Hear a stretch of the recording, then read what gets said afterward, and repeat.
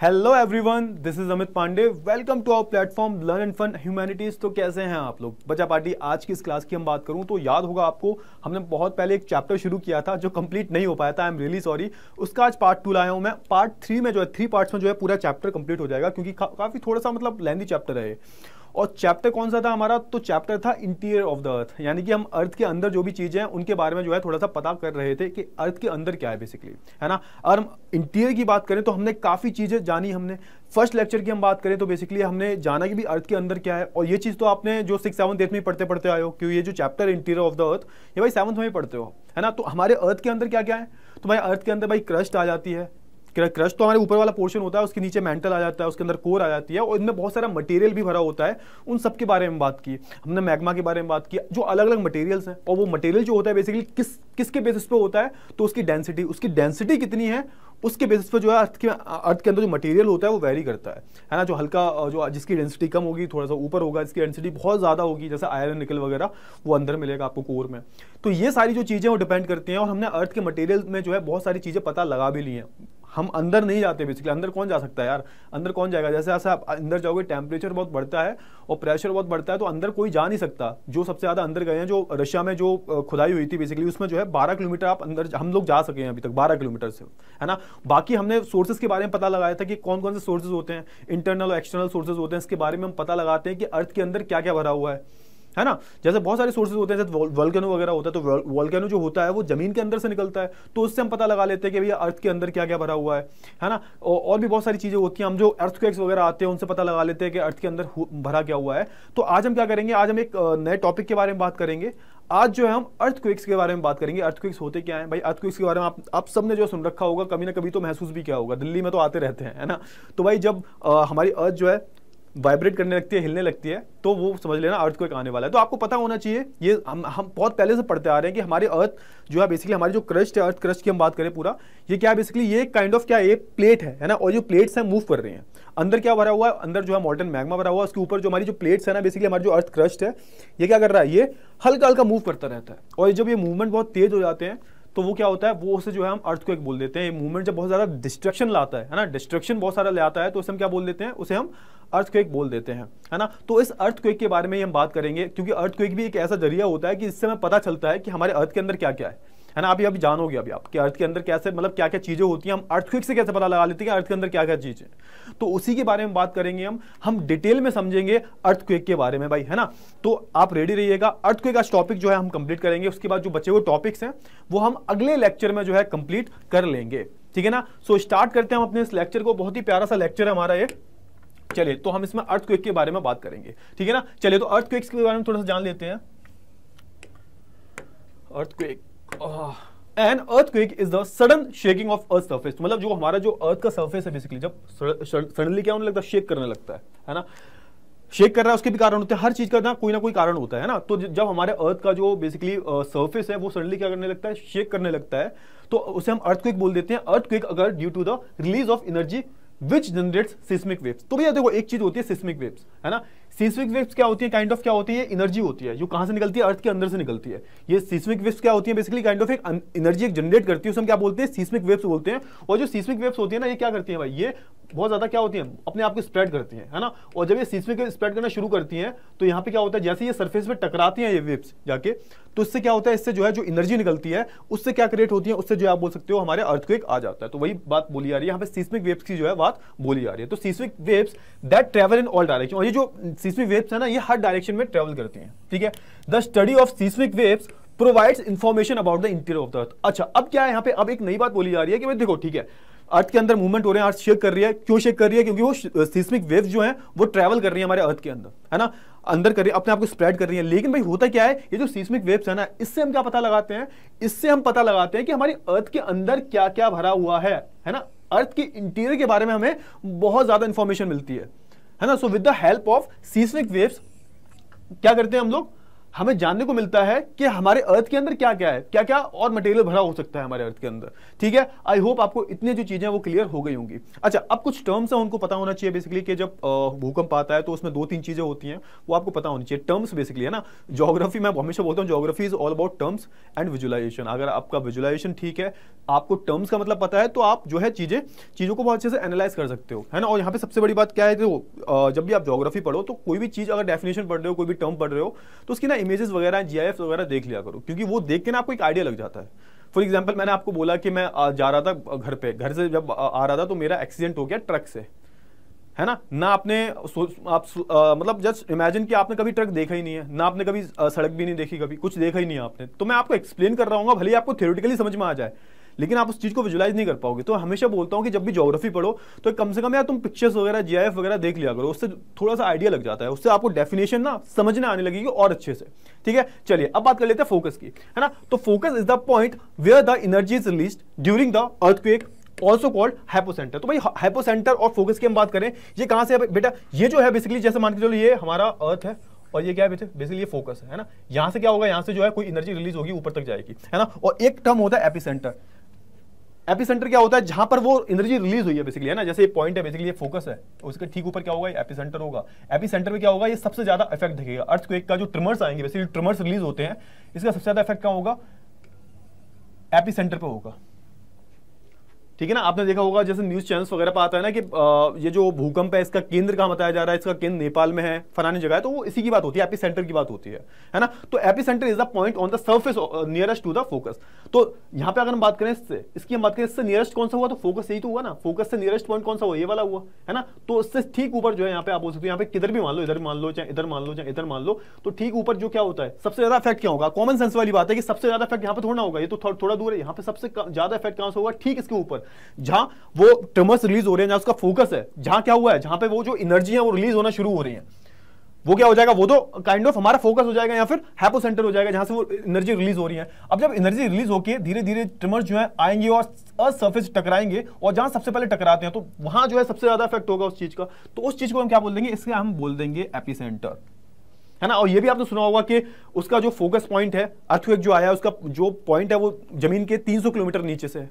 तो इसे कैसे पता लगाते हैं हम, काइंड ऑफ हम सीस्मिक वेव से ही पता लगा लेते हैं बेसिकली, है ना। तो एपिसेंटर और फोकस का आई होप आपको दोनों का मतलब पता चल गया होगा, ठीक है ना। चलिए, तो देखो epicentre is the point on the surface nearest to the focus, it is directly above the focus, मतलब ये ठीक किस फोकस के हमारे ऊपर होता है ना। तो यहाँ पे जो भी घर वगैरह होंगे तो दिखाई नहीं देंगे कहाँ गए, है ना। वो डिपेंड भी करता है कि बेसिकली अर्थक्वेक जो है किस स्पीड पे आ रहा है ना। तो बेसिकली हम इसे नापते कैसे, रिचल स्केल पे नापते हैं ना, रिक्टर स्केल पे जो है हम इसे नापते हैं कि किस तीव्रता से जो आ रहा है। आपने सुना होगा कि भाई रिक्टर स्केल 2 रेक्टर स्केल पे आया, 3 रेक्टर स्केल पे आया, 6 और 7 वाले तो बहुत ज्यादा डेंजरस होते हैं, 2-3 तो बहुत नॉर्मल होते हैं। ये तो भाई कई सारे अर्थक्वेक आगे चले भी जाते हैं, हमें पता भी नहीं चलता, वो बहुत कम होते हैं। लेकिन अगर 5 से 4 से ऊपर की बात करें तो 4-5 वाले हमें फील होते हैं, लेकिन 7 और 8, 9 की बात करें, इससे इनमें तो बहुत ज्यादा जो है डिस्ट्रक्शन होता है, बहुत ज्यादा, आप सोच भी नहीं सकते।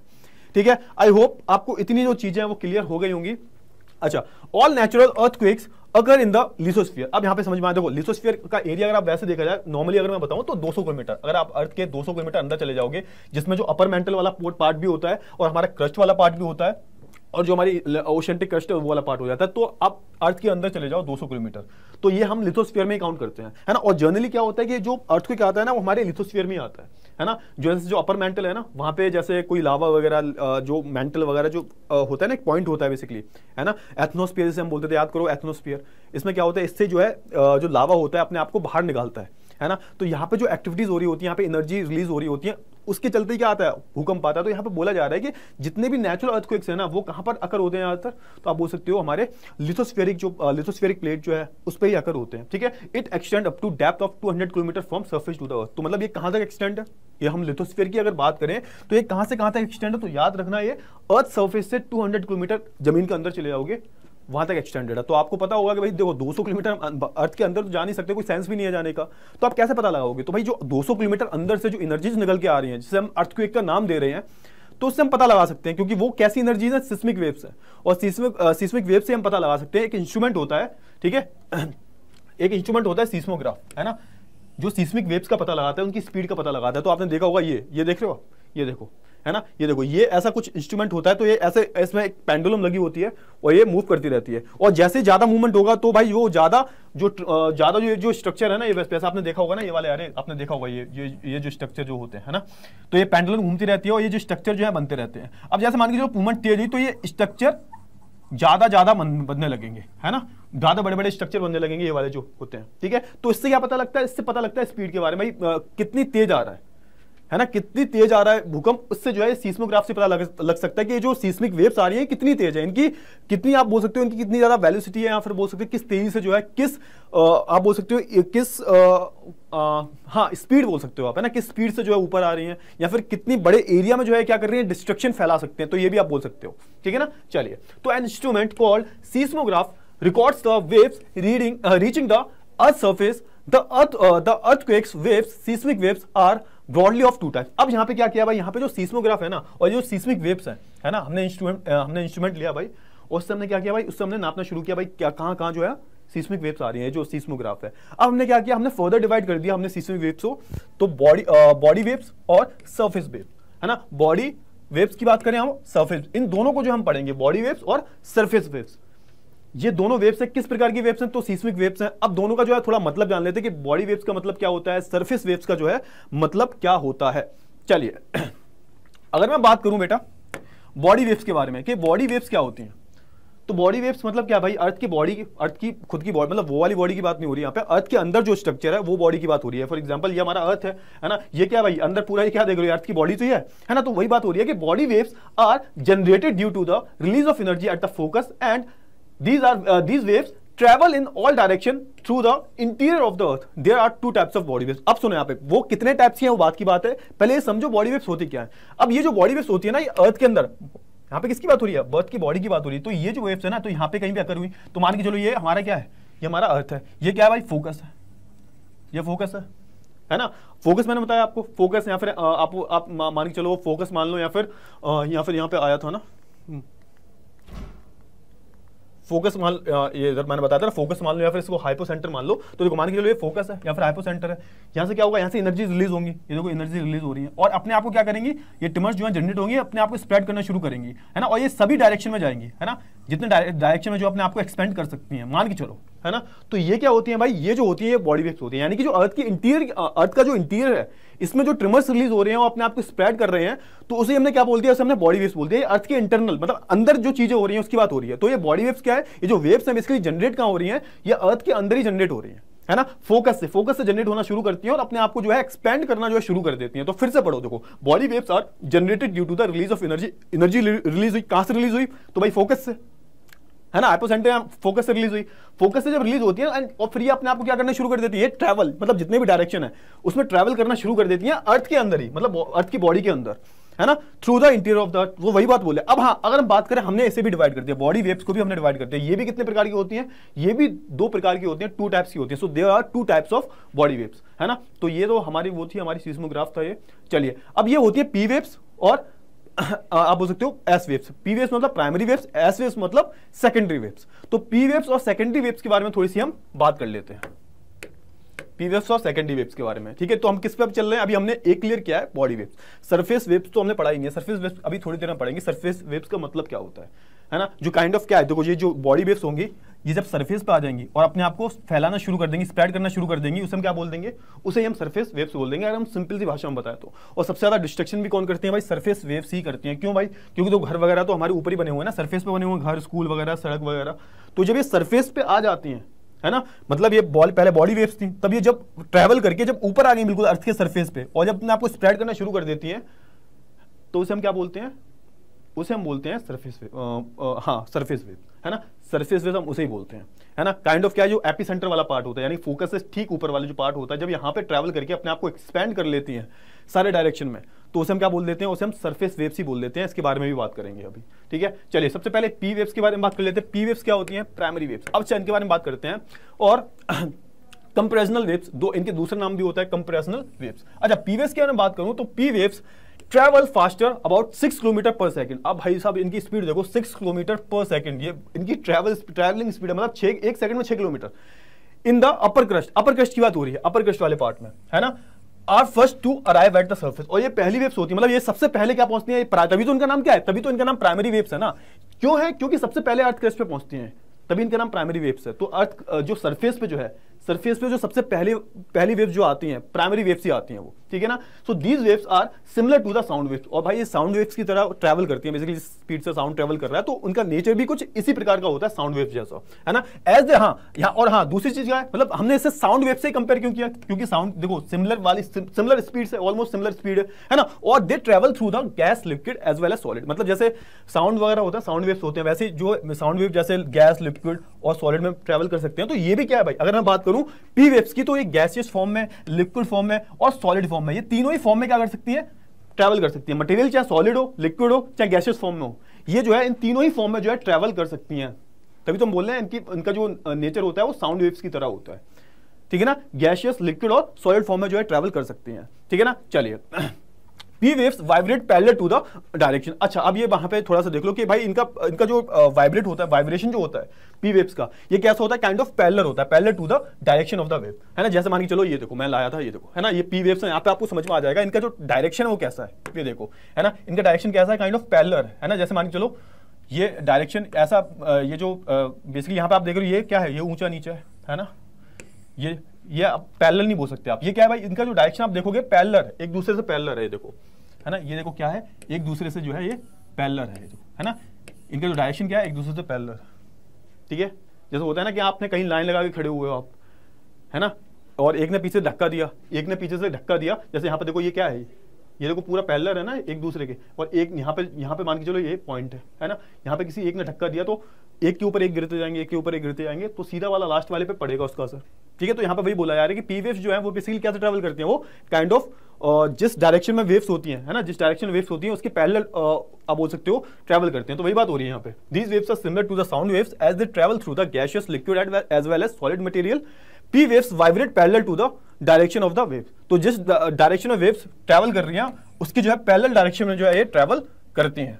These waves exert pressure on the material in the direction of the propagation, thereby creating a density different in the material, leading to the stretching and compression to the material. तो भाई यहाँ पे जब ये काइंड ऑफ क्या होता है, जब ये अपना फोर्स लगा रही होती है ना, काइंड ऑफ स्ट्रेच करती है, कंप्रेस करती है। मान के चलो मैंने भाई एक आपको एग्जांपल बताया ना, है ना, ये पूरी एक लाइन लगी हुई है, मान के चलो ये काउंटर है, यहाँ पे आप मूवी के टिकट के लिए खड़े हुए हो, है ना। अब यहाँ पे पीछे वाले ने एक को धक्का दिया, इसने धक्का दिया, इसने धक्का दिया, तो भाई फाइनली क्या होगा, इसका पूरा जो प्रेशर है वो पड़ेगा, है ना, सबसे आगे वाले पे। तो ये क्या करती है, काइंड ऑफ एक जिस डायरेक्शन में जा रही होती है उस डायरेक्शन में जो है काफी ज्यादा फोर्स लगाती हैं। वही तो बात हो रही है यहाँ पे, है ना। Propagation thereby creating a density difference in the material load leading to the stretching and compression of the material. तो ये मटेरियल को काफी स्ट्रेच करती है, कंप्रेस करती है, और ये काइंड ऑफ क्या होता है, डेंसिटी के अकॉर्डिंग होता है ना। मैंने बताया था ना, देखो यहाँ पे जो भी एक बात याद रखना, यहाँ पे जो वेव्स है बेसिकली ये काइंड ऑफ डेंसिटी के अकॉर्डिंग, जो उस मटेरियल की डेंसिटी कितनी है उसके अकॉर्डिंग जो है यहाँ पे ट्रैवल करती है। फॉर एग्जाम्पल जैसे मैं बात करूँ,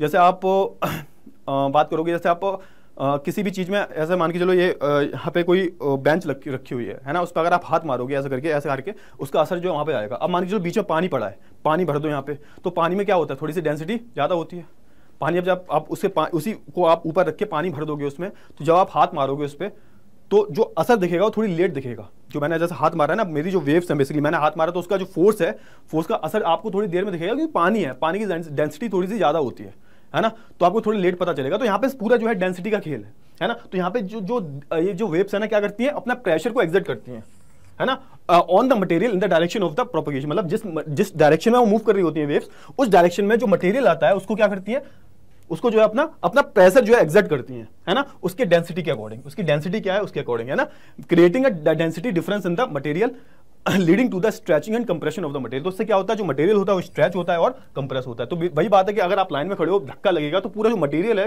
एक के ऊपर एक जाएगा, और इससे जो है क्या लगता है, फोर्स लगता है बेसिकली, ठीक है ना। चलिए एस वेव्स के बारे में जान लेते हैं। एस वेव्स मतलब सेकेंडरी वेव्स, ठीक है ना, और इन्हें शीर वेव्स भी बोलते हैं, ठीक है ना।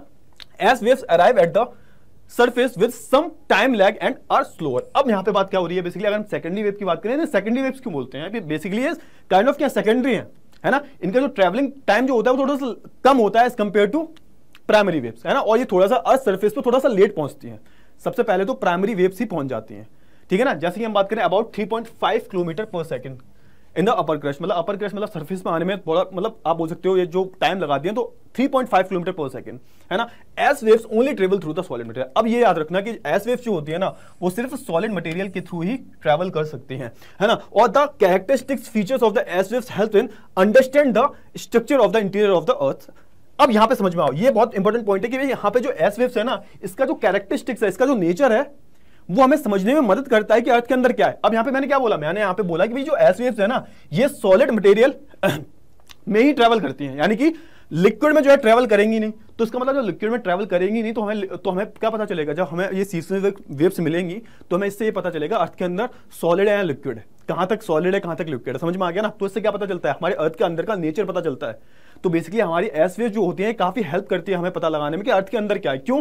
क्योंकि देखो सॉलिड से होके जाएंगे, और कहीं भी अर्थ के अंदर लिक्विड होगा तो उससे वहां वो उसे रोक देगा, है ना। उसके वो उसे एब्जॉर्ब कर लेगा। बेसिकली लिक्विड से जो है ये पास थ्रू नहीं कर सकती, लिक्विड जो है इसे एब्जॉर्ब कर लेगा। ये सिर्फ सॉलिड से ही क्या कर सकती हैं, सॉलिड से ही जो है इसे ये ट्रैवल कर सकते हैं, है ना। तो इससे क्या पता चलेगा हमें, इससे अर्थ के अंदर की इंफॉर्मेशन जो है पता चलेगी। सिंपल है ये, ठीक है ना। चलिए, तो S waves vibrate perpendicular to the wave direction in the vertical plane, they creates crash and throws in the material through which they travel. अब सुनो, यहाँ पे क्रैश मतलब ये जो काइंड ऑफ होता है ना, दरारें वगैरह जो होती हैं, क्रैश बोल देते हैं उन्हें, है ना। मतलब जो काइंड ऑफ जो डिस्ट्रक्शन वगैरह होगा, तो यहाँ पे एस वेव जो होती है कैसे kind of perpendicular. For example, अगर आप लाइन में लगे हुए हो, ये लाइन में लगे हुए मान के चलो, है लाइन में लगे हो, एक बंदा इधर हो जाए, एक बंदा इधर हो जाए, एक बंदा इधर हो जाए, है ना। तो ये क्या होगा, ये काइंड ऑफ क्या हो गया, परपेंडिकुलर हो गया, एक इधर हो गया। अब यहाँ पे जो फोर्स लगेगा, है ना, यहाँ पे ये जो ऐसा फोर्स लग रहा है ना, काइंड ऑफ परपेंडिकुलर फोर्स लग रहा है। आप देख रहे हो ना, यहाँ पे कितना, यहाँ पे पैरेलल लग रहा था, यहाँ पे जो है परपेंडिकुलर फोर्स लग रहा है, ठीक है। तो इस फोर्स को हम क्या बोलेंगे, इसको हम बोलेंगे ये एस वेव्स का है। तो S waves vibrate perpendicular to the direction in the vertical direction में जो है क्या करती हैं, वाइब्रेट करती हैं। They creates crash and throws in the material. तो भाई जब ये परपेंडिकुलर डायरेक्शन में जब जाती है ना, तो क्या करती हैं, ये काइंड ऑफ क्रैश वगैरह डेवलप कर देती हैं, क्रैक्स वगैरह जो है डेवलप कर देती हैं, ठीक है ना। चलिए, तो ये आई होप आपको समझ में आ गया होगा, material through which they travel. तो जहां जहां ये ट्रैवल होके जाती है, परपेंडिकुलर डायरेक्शन है इनका, तो काइंड ऑफ क्या कर देती है ना। तो आप यहाँ पे तोड़फोड़ कर देती हैं बेसिकली, है ना। ये जब ऐसा ऐसा डायरेक्शन, अब जैसे मान लीजिए ऐसे मूवमेंट हो रहा है या अब ऐसे ऐसे हो रहा है, तो क्या होगा भाई, जो भी मटेरियल की चपेट में आएगा उस वहां पे जो क्रैश वगैरह डेवलप हो जाएंगे, ठीक है। चलिए, सरफेस वेव्स की बात कर लेते हैं हम, आखिरी बचा हुआ है सरफेस वेव्स।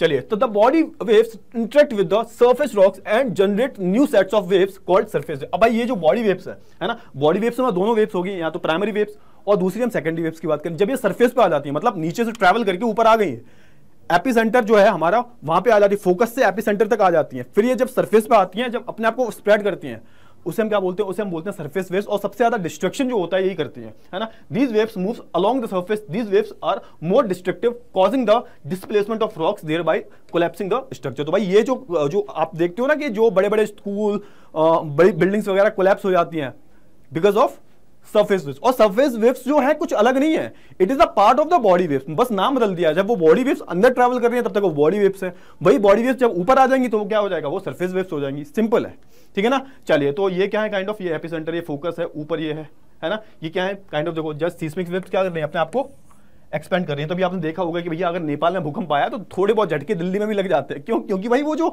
सीस्मिक वेव्स है ना, वो एक्सपेंड कर रही हैं अपने आप में, है ना। कहीं भी फॉल्ट वगैरह डेवलप होता है, फॉल्ट वगैरह बात करें जो काइंड ऑफ जो अपर मेंटल में सबसे ज्यादा होता है, फॉल्ट वगैरह डेवलप हो गया तो उससे क्या होता है, ये जो ट्रिमर्स वगैरह हैं वो एनर्जी, मतलब जब एनर्जी क्रिएट होती है तो उससे वेव्स निकलती हैं, उससे जो है अर्थक्वेक आना शुरू हो जाता है, ठीक है ना। अच्छा, ये बात कर लेते हैं शैडो जोन की।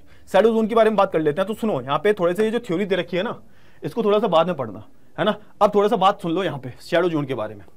अब मैंने आपको क्या बताया भाई, मैंने आपको क्या बताया, मैंने आपको बताया कि भाई देखो, ये जो प्राइमरी वेव जो होती हैं, प्राइमरी वेव जो होती हैं, ये आप बोल सकते हो सॉलिड लिक्विड सब में जो है ट्रैवल कर सकते हैं, सॉलिड लिक्विड दोनों, प्राइमरी वेव्स की बात की मैंने, है ना। तो देखो, ये जैसे मान के चलो क्या है, ये यहाँ से जो है ये फोकस है, मान के चलो ये क्या है, मान के चलो फोकस है एक बार को, यहाँ पे कहीं जो है अपर मेंटल में जो है ये फोकस है, यहाँ से जो है वेव्स निकलनी शुरू हुई, ठीक है।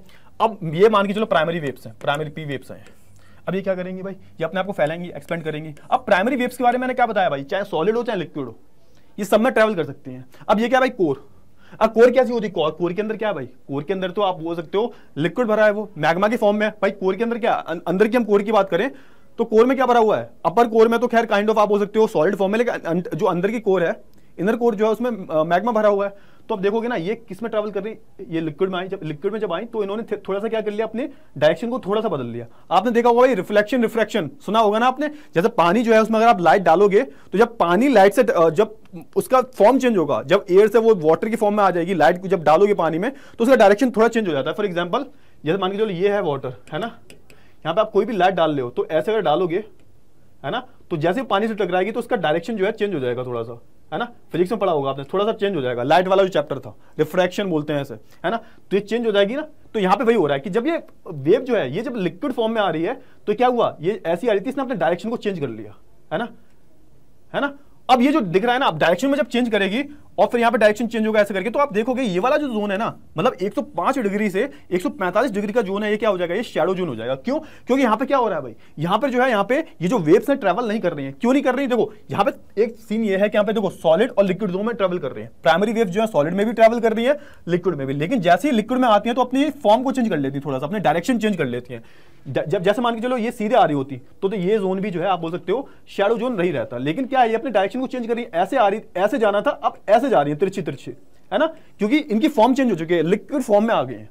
और ट्रैवल मैंने बताया ट्रैवल तो करती हैं, चाहे लिक्विड फॉर्म हो चाहे सॉलिड फॉर्म हो, पीवीएफ तो दोनों में ट्रैवल करती हैं। लेकिन इससे क्या होगा, इससे होगा ये कि ये जो पोर्शन है ना, ये क्या रह जाएगा, ये जो पोर्शन है इसे शैडो पोर्शन हम बोल देंगे, क्योंकि यहाँ पे जो है वेव्स ट्रैवल नहीं कर पा रही। और ऐसे यहाँ पर ये जो 105 डिग्री से 145 डिग्री की जगह जो है इसे हम क्या बोलेंगे, इसे हम शैडो जोन बोलेंगे। इससे हमें क्या पता चल रहा है भाई, इससे हमें पता चल रहा है कि भैया देखो अर्थ के अंदर क्या है, अर्थ के अंदर जब ये डायरेक्शन चेंज कर रहा है, इधर जो है क्या जा रहा है, इधर जो है आप बोल सकते हो शैडो जोन है, तो कहीं ना कहीं क्या होगा, कहीं ना कहीं जो है लिक्विड भरा हुआ है अर्थ के अंदर, है ना। अब वही बात कर लेते हैं किसकी, वही बात कर लेते हैं हम एस वेव्स की, सेकेंडरी वेव्स की। अब यहाँ पे सेकेंडरी वेव्स की हम बात करें तो ये सेकेंडरी वेव मान के चलो फोकस हमारा, अब ये सेकेंडरी वेव जो निकल रही है ना, सेकेंडरी वेव जो निकल रही है हमारी, ये क्या कर रही है बेसिकली, ये जो ट्रैवल तो कर रही है, लेकिन भाई ये लिक्विड में एंटर ही नहीं कर सकती, लिक्विड इन्हें एब्जॉर्ब कर लेगा। तो कोर में क्या भरा हुआ है, लिक्विड भरा हुआ है, तो ये वेव जो है बस यहीं पे सिमट के रह जाएंगी। तो आप देखोगे 105 डिग्री से 105 डिग्री का जो एरिया है, पूरा जो एरिया है क्या होगा, ये जो है पूरा शैडो जोन कहलाएगा। इससे हमें क्या पता चलता है भाई, इससे हमें ये पता चलता है कि भैया जो वेव्स हैं कहाँ ट्रैवल कर रही है, कहाँ नहीं कर रही। और सीस्मिक वेव से भी हमें पता लग सकता है कि भाई अर्थ के इंटीरियर में जो है क्या भरा हुआ है, ठीक है ना। तो भाई ये सारी जो चीजें हैं वो आपको आई होप क्लियर हो गई होंगी, ठीक है ना। चलिए अच्छा, तो एक समझ में आ गया, आई होप आपको जो है समझ में आ गया होगा। आगे बढ़ते हैं और यहाँ पे बात कर लेते हैं कॉज ऑफ अर्थक्वेक्स, है ना। अर्थक्वेक्स के कॉजेस के बारे में जो है हम बात कर लेते हैं थोड़ा सा। कॉजेस क्या क्या होते हैं, तो some of the major factors which causes the earthquake are, पहला प्लेट टेक्टोनिक मूवमेंट। भाई मैंने आपको बताया था कि हमारी जो अर्थ की प्लेट्स हैं वो मूव कर रही हैं, कॉन्टिन्यूसली जो है मूव कर रही हैं। अच्छा, जब ये मूव करती हैं तो क्या होता है भाई, तो जो है देखो हमेशा मूव करती रहती है, जब ये मूवमेंट तेज हो जाते हैं तभी जो है क्या आता है, अर्थक्वेक आता है। तो देखो यहाँ पे these are generated due to the sliding of rocks along a fault plane. तो जहाँ पे फॉल्ट प्लेन्स वगैरह होता है, वहां कोई रॉक्स वगैरह स्लाइड हो गई, मूवमेंट वहां तेज हो गया, कोई गैप वगैरह रह गया, तो वहां से जो है एनर्जी वगैरह जनरेट होती है। ये मोस्टली कहाँ होता है, अपर मेंटल पोर्शन में होता है ना, लिथोस्फीयर प्लेट में होता है। तो यहाँ पे हाँ दूसरा क्या है भाई, दूसरा वोल्केनिक इरप्शन। भाई जब वोल्केनो को अलग एक टॉपिक है, उसमें हम पढ़ेंगे डिटेल में। तो earthquakes due to the volcanic activity are confined to the area of active volcano. तो भाई जहाँ पे वोल्केनिक इरप्शन वगैरह होता है तो वहाँ पे क्या होता है, बहुत ज़्यादा एनर्जीज वगैरह रिलीज होती हैं, उससे क्या होता है वहाँ पर जो है आप भूकंप आने के चांसेस रहते हैं। Construction of large dams result in the earthquakes. यहाँ पे भाई देखो जो लार्ज जो डैम्स आप बोल सकते हो बन रहे होते हैं, उससे भी जो है वोल्केनो आता है। अब आप कहोगे सर कैसे आता है, तो सुनो यहाँ पे भाई बड़े बड़े जो बांध बनते हैं तो क्या होता है, ऊपर से पानी गिरता है और बहुत ही ज्यादा प्रेशर होता है पानी का, बहुत ज्यादा प्रेशर, मतलब किसी को मतलब खड़ा कर दिया ना तो उसकी हड्डियों को चकनाचूर हो जाएगा, इतने ज्यादा प्रेशर होता है। और वो कॉन्टिन्यूसली प्रेशर जब रहेगा, पानी जो बहुत ऊंचाई से जो है 200-300 फीट से जो है जब नीचे गिर रहा है तो क्या होगा, अर्थ पर प्रेशर लगेगा। जब अर्थ पर कॉन्टिन्यूसली प्रेशर लगेगा तो टेक्टोनिक प्लेट्स में कुछ ना कुछ तो डिफरेंस आएगा। तो इसे हम क्या बोल देंगे, इसे हम बोल देंगे बेसिकली, इसे हम क्या बोल देंगे, इसे हम बोल देंगे, आप बोल सकते हो कि हम डैम से भी जो है कहीं ना कहीं क्या आता है, डैम से भी कहीं ना कहीं जो है आप बोल सकते हो भूकंप आने के चांसेस रहते हैं, ठीक है।